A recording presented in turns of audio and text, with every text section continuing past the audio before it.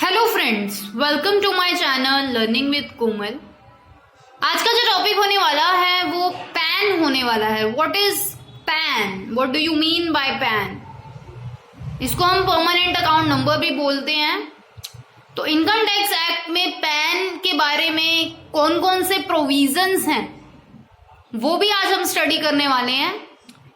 ठीक है, तो स्टार्ट करने से पहले अगर आपने मेरे चैनल को सब्सक्राइब नहीं किया है तो प्लीज उसे सब्सक्राइब कर दीजिए। बेल बटन जरूर प्रेस कीजिएगा ताकि मेरी अपकमिंग वीडियोस का भी नोटिफिकेशन आपको मिल पाए। So let's start friends. Pan, तो जैसा कि आप देख रहे हैं हमें क्या क्वेश्चन में बोल रहा है, what is meant by permanent account number? क्या होता है permanent account number? Explain the provisions related to PAN. और हमें जो है पैन से रिलेटेड क्या क्या प्रोविजंस है वो भी आज जो है एक्सप्लेन करने हैं। तो स्टार्ट करते हैं फिर। तो जैसा कि दे रखा है कि pan is a unique alpha numeric number. एक यूनिक अल्फा न्यूमेरिक नंबर होता है जिसमें अल्फाबेट्स भी होते हैं और जिसमें न्यूमेरिकल वर्ड्स भी होते हैं। बेसिकली आपने पैन कार्ड भी अपने घर में किसी ना किसी के पास या अपने किसी रिलेटिव के पास देखा ही होगा। पैन कार्ड जनरली कैसा होता है, जिसमें जो है अल्फा न्यूमेरिक नंबर्स होते हैं, जिसमें अल्फाबेटिकल नंबर भी होते हैं और न्यूमेरिकल नंबर भी जो है होते हैं। ठीक है, और जो है ये सभी असेसीज को इशू किया जाता है जो कि इनकम टैक्स एक्ट 1961 के अंदर जो है आते हैं। ठीक है, इट इज ऑलमोस्ट कंपल्सरी। ये जो है ऑलमोस्ट कंपल्सरी ही है किसी भी फाइनेंशियल ट्रांजैक्शन के लिए, such as opening a bank account. अगर आपको अपना बैंक अकाउंट भी अगर ओपन करवाना है किसी बैंक में तो आपको सबसे पहली रिक्वायरमेंट जो होगी वो पैन की ही रहेगी। आपको पहले अपना पैन इशू करवाना पड़ेगा। विदाउट पैन जो है आप बैंक अकाउंट नहीं ओपन करवा पाएंगे। ठीक है, सेल और परचेज ऑफ असेट्स, कोई भी आप असेट्स जो है वो परचेज कर रहे हो या सेल कर रहे हो उसके लिए भी जो है पैन की जरूरत पड़ती है। अब जरा पढ़ेंगे provision regarding allotment of permanent account number.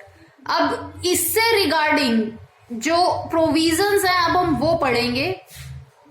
ठीक है, कि परमानेंट अकाउंट नंबर जो है किन किन पर्सन्स को अलॉट किया जाता है, क्या प्रोविजंस है उनसे रिगार्डिंग वो पढ़ेंगे। तो सबसे पहले जो है हमें क्या दे रखा है कि who has to obtain a permanent account number. मतलब कौन कौन से ऐसे पर्सन्स होंगे जिनको बहुत जरूरी होगा कि रिक्वायर्ड होगा उनके लिए कि उनके पास तो पीए यानी कि परमानेंट अकाउंट नंबर जो होना बहुत जरूरी होता है, कंपल्सरी होता है। ठीक है, तो जैसा कि दे रखा है कि following persons are required to obtain a permanent account number. तो वो कौन कौन से पर्सन्स है जिनको परमानेंट अकाउंट नंबर यानी कि पैन कार्ड होना बहुत जरूरी है ऑब्टेन करना, वो देखते हैं। तो सबसे पहला पॉइंट हमें क्या गिवन है कि if income exceeds exemption limit और टर्नओवर एक्सीड्स 5 लाख, यानी कि किसी पर्सन की जो इनकम है वो एग्जेम्पशन लिमिट से ज्यादा हो जाती है, या फिर अगर कोई पर्सन कोई बिजनेस रन कर रहा है और उसका जो टर्नओवर है वो यानी कि जो सेल टर्नओवर है वो जो है 5 लाख से एक्सीड कर जाता है, तो उनको जो है पैन ऑब्टेन करना जरूरी होता है, कंपल्सरी होता है। तो क्या बोला गया इसके बारे में कि every person if is total income assessable during the previous year exceeds the maximum amount which is chargeable to tax. कहने का ये मतलब है कि अगर कोई पर्सन है, अगर उसकी जो टोटल इनकम है पिछले साल यानी कि प्रीवियस ईयर में जो है, मतलब उसकी जो इनकम प्रीवियस ईयर में जो है एक्सीड कर जाती है मैक्सिमम अमाउंट, यानी कि ज्यादा जो भी एग्जेम्पशन लिमिट रखी गई है जो कि चार्जेबल है टैक्स के लिए, यानी कि उसकी अमाउंट इतनी, उसकी जो इनकम इतनी एक्सीड कर गई कि वो अब चार्जेबल है टैक्स के लिए। ठीक है, तो उसको जो है पैन ऑब्टेन करना जो है रिक्वायर्ड होता है, कंपल्सरी होता है। ठीक है, आगे क्या बोल रहा है कि और profession whose total sale turnover, यानी कि अगर कोई ऐसा प्रोफेशन है यानी कि कोई बिजनेस है जिसकी सेल टर्नओवर जो है या फिर जो ग्रोस रिसिप्ट है, ठीक है, is likely to exceed 5 lakh, अगर वो 5 लाख से एक्सीड कर जाती है तो जो है मतलब किसी भी प्रीवियस ईयर में तो जो है उसे परमानेंट अकाउंट नंबर अलॉटेड किया जाता है यानी कि दिया जाता है, और उसको ऑब्टेन करना भी जो है कंपल्सरी होता है। अब हम पढ़ेंगे चैरिटेबल ट्रस्ट। तो कोई भी पर्सन जो है अगर वो चैरिटेबल ट्रस्ट जो है रन कर रहा है, ठीक है, तो अगर उसको जो है required to furnish return of income under section 139(4)(a), तो उसको जो है अपनी जो रिटर्न फाइल करनी होती है वो सेक्शन 139(4)(a) के तहत करनी पड़ती है, और उसको भी जो है पैन रिक्वायर्ड ऑब्टेन करना जो है वो रिक्वायर्ड होता है। आगे क्या बोल रहा है कि एम्प्लॉयर के बारे में क्या बोल रहा है कि कोई भी employer, every employer who is required to furnish a return of fringe benefits, यानी कि अगर कोई एम्प्लॉयर अपने एम्प्लॉयज को फ्रिंज बेनिफिट्स जो है वो प्रोवाइड करा रहा है, फॉर एग्जाम्पल मेडिकल इंश्योरेंस अपने एम्प्लॉय को उसने प्रोवाइड किया, या फिर एजुकेशनल असिस्टेंस उसके चिल्ड्रन के लिए प्रोवाइड कराई, ये सारे फ्रिंज बेनिफिट्स में इंक्लूडेड होते हैं।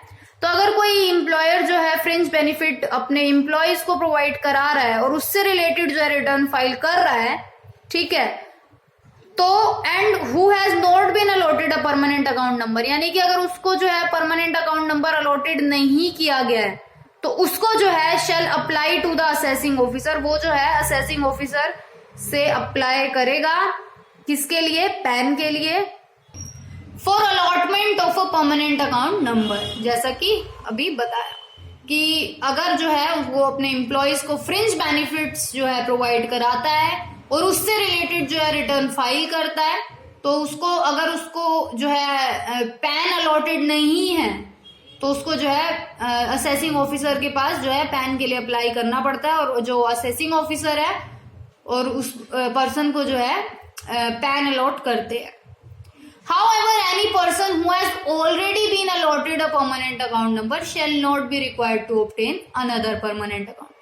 कहने का ये मतलब है कि अगर कोई ऐसा पर्सन है जिसके पास ऑलरेडी पैन है, अलॉटेड है, तो दोबारा से उसे करने की जरूरत नहीं है, ठीक है, ऑब्टेन करने की जरूरत नहीं है दूसरा पैन कार्ड, ठीक है।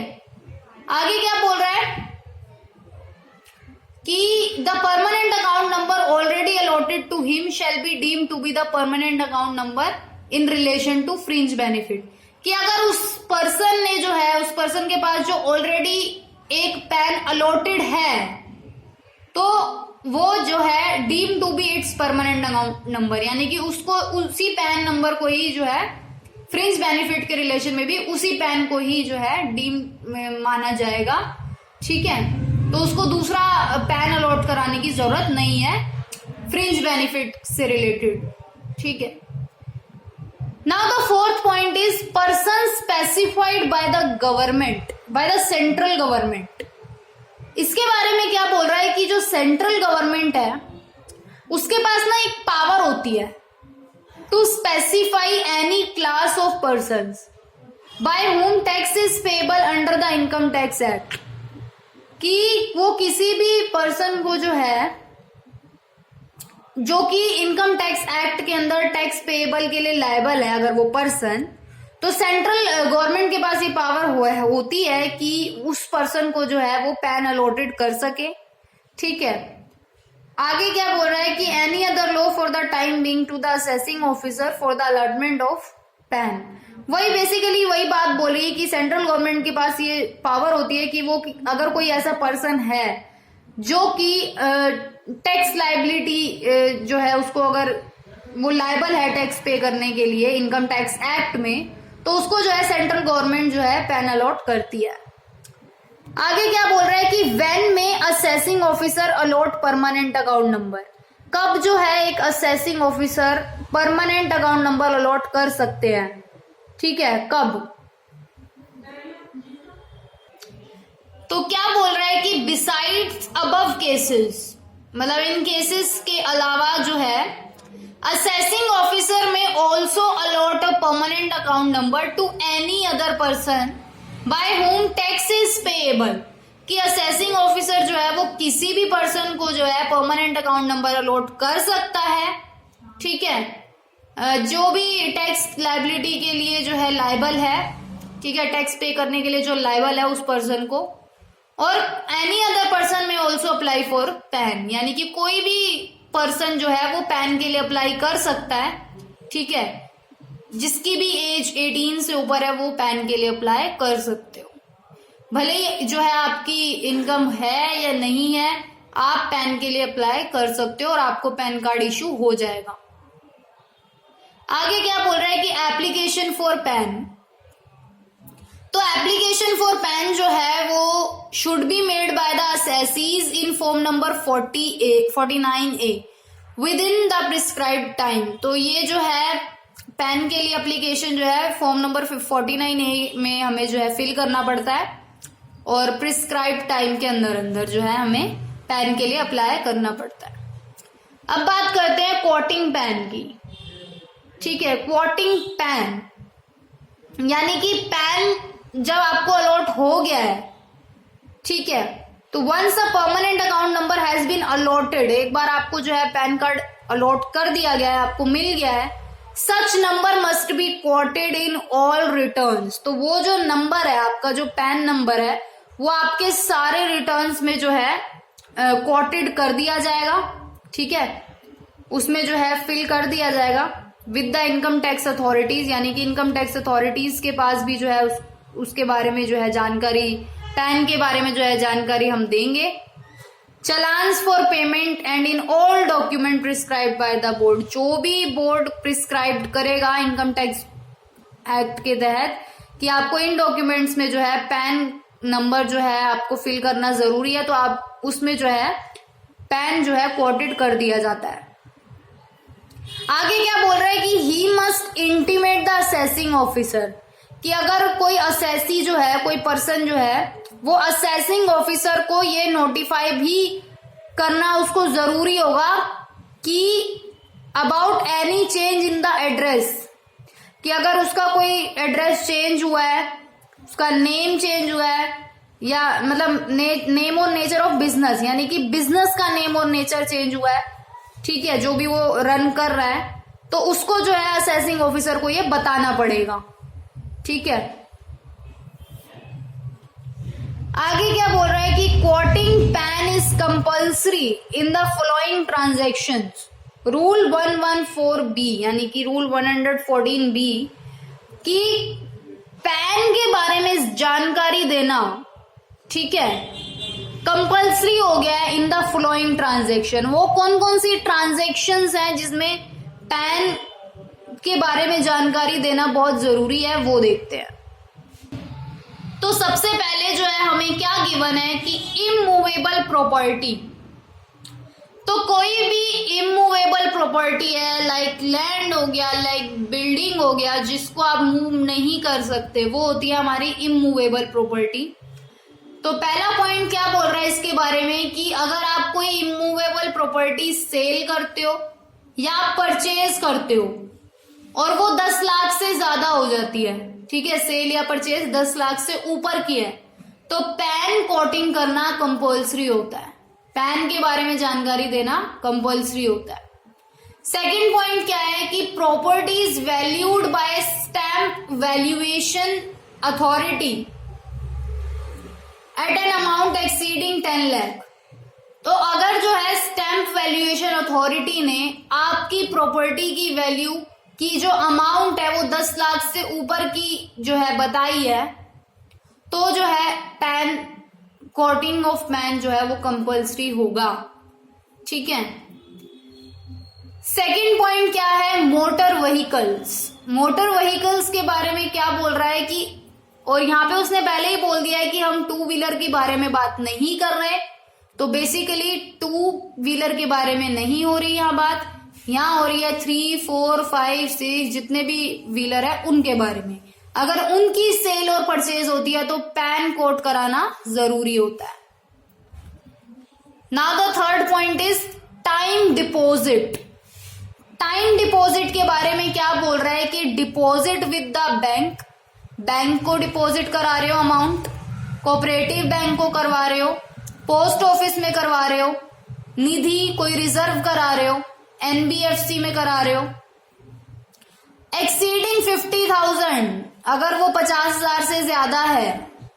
Deposit aggregating to more than 5 lakh during the year, या फिर जो आपका जो डिपॉजिट है, टोटल डिपॉजिट, वो एक साल में 5 लाख से ऊपर का होता है, तो pan, coating of pan compulsory है। पैन के बारे में जानकारी देना कंपल्सरी है। फोर्थ पॉइंट क्या है कि सेल और परचेज ऑफ सिक्योरिटीज, और यहां पर हम उसने पहले ही बोल दिया अदर देन शेयर्स, यानी कि शेयर्स के बारे में बात नहीं हो रही, शेयर्स की सेल और परचेज के बारे में बात नहीं हो रही। ठीक है, तो किसके बारे में हो रही है? Contract for sale purchase of a value exceeding 1 lakh per transaction, कोई भी जो है सिक्योरिटी हो सकती है अदर देन शेयर, शेयर के अलावा। अगर उसका जो है कॉन्ट्रैक्ट होता है सेल का चाहे परचेज का, और वो 1 लाख से ज्यादा होता है, तो जो है पैन की जानकारी देना कंपल्सरी है। फिफ्थ पॉइंट क्या बोल रहा है? Opening an account, account open करवाना है तो अदर देन टाइम डिपॉजिट, यानी कि यहाँ पे टाइम डिपॉजिट की बात नहीं हो रही, क्योंकि हम टाइम डिपॉजिट पहले ही पढ़ चुके हैं पॉइंट नंबर 3 में, तो उसके अलावा बात हो रही है। तो क्या हो रही है? अगर opening an account with a banking company या फिर कोऑपरेटिव बैंक में अगर जो कराना है, टाइम डिपॉजिट की बात नहीं हो रही। ठीक है, बेसिक सेविंग्स की बात हो रही है। ठीक है, bank deposit account excluded, no PAN requirement for opening these accounts, मतलब अगर आपको बेसिक सेविंग्स जो है अगर करानी है, ठीक है, टाइम डिपॉजिट नहीं करा रहे, बेसिक सेविंग्स करानी है, तो पैन की रिक्वायरमेंट जो है नहीं होती। आगे क्या बोल रहा है कि hotel restaurant bills at any one time, एक टाइम में, ठीक है, एक टाइम में होटल का बिल पे किया या रेस्टोरेंट का बिल पे किया, ठीक है, और वो कैश पेमेंट जो है अगर वो 50,000 से ज्यादा हो जाती है एक ही टाइम पे, तो जो है पैन कंपल्सरी है उस केस में। तो अगर आपको मेरी वीडियो पसंद आई हो तो लाइक जरूर कीजिएगा, मेरे चैनल को जरूर सब्सक्राइब कीजिएगा। Thank you so much.